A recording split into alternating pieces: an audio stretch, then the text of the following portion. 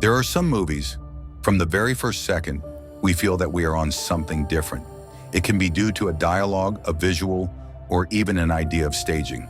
For Avengers: Infinity War, it was a heavy music, which even begins before the appearance of the Marvel logo, and which is accompanied by a distress call. And then the movie begins, and we are literally on the scene of a massacre. The exiled Asgardians, who had been saved at the end of Thor Ragnarok, are almost all dead, and especially Thor was defeated. It's a very dark beginning of the movie. We are kilometers away from the intro scene of an Avengers 2, which glorified the power of heroes, with an epic action music and a bit embarrassing slow motions. Yeah, 2 rooms, 2 atmospheres. So why does this third movie start so heavy? The answer is in one word: Thanos. Thanos is the great antagonist of the Avengers. He was introduced in the MCU from the first Avengers movie, and at the time, he was already presented as being a bit of the final boss. Matter I do not take seriously, boy. The character has been teased for years, and so it has inevitably created a lot of expectations among viewers. And who says a lot of expectations also says possible disappointments. And that, the screenwriters of Infinity War know it very well. They know that for Thanos to enter the scene, they have to mark the shot, mark the mind of the spectator, and that from the first seconds.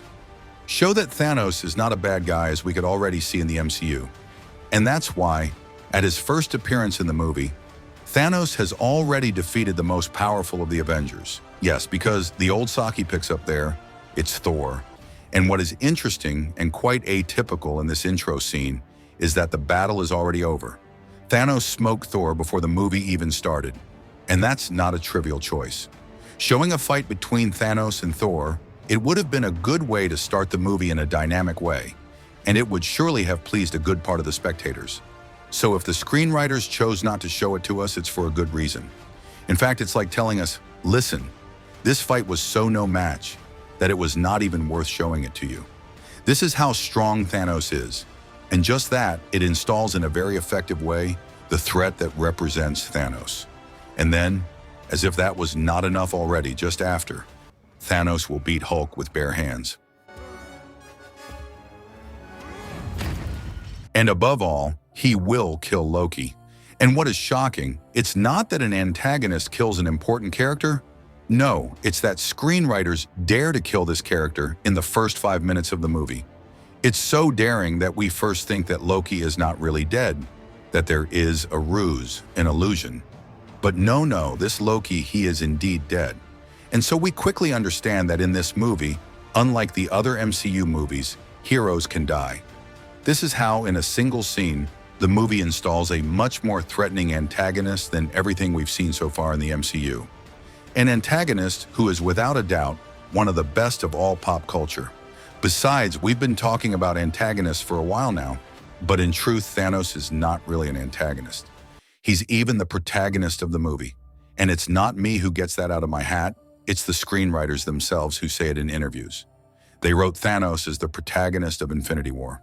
And so they wrote the Avengers as being Thanos' antagonists.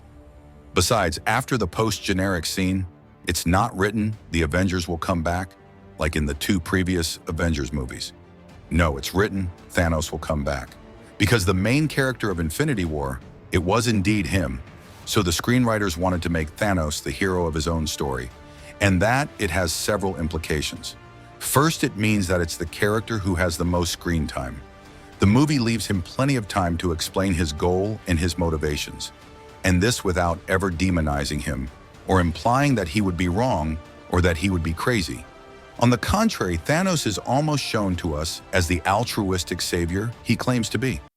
Then Thanos is very humanized, whether it's in the emotions of his face, his relationships with his adoptive daughters, or the suffering he can feel. Because yes, like any good protagonist, Thanos will have to overcome trials and make sacrifices. He even has his own journey as a hero, and it's still an atypical and very bold way to treat the character who is supposed to be, at the base, the final antagonist of your universe.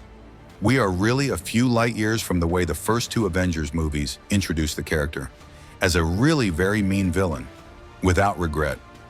But above all, What makes Thanos unique as a villain, why people remember him, it's especially for that. Thanos is one of the few villains in the history of pop culture to have achieved his goal. And besides, he does not reach it only a little. It's a total victory for him. And that, it's still a shock. Because with decades of blockbusters and 10 years of MCU, we had time to assimilate the formula. At the end, the heroes win and the villains lose. That's how it is. That's the rule.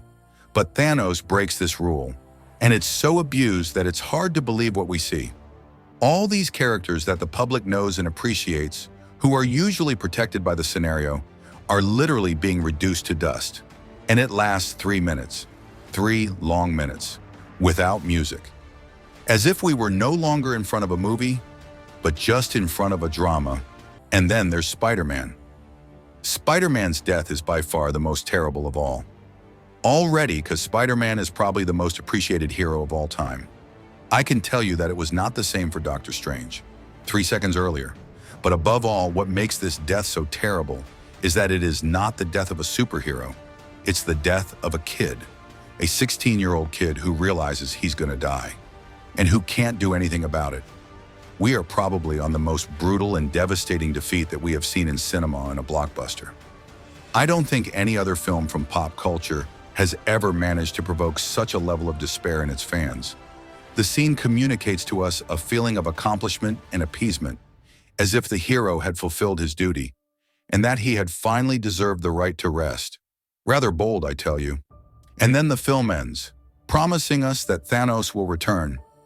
But the truth is that this Thanos, he never really came back. Well, okay, he came back for a few minutes, a few very good minutes.